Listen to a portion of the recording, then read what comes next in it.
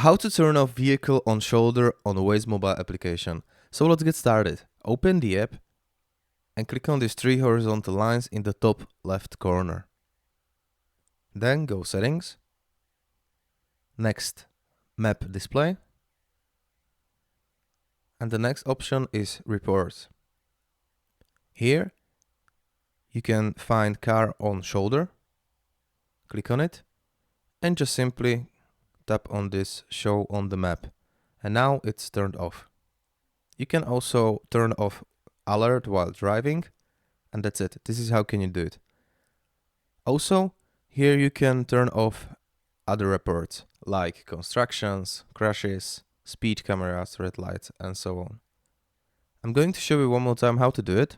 So after you open the app, click on these three horizontal lines, settings, then go map display, next reports, car on shoulder, and here you can turn it off.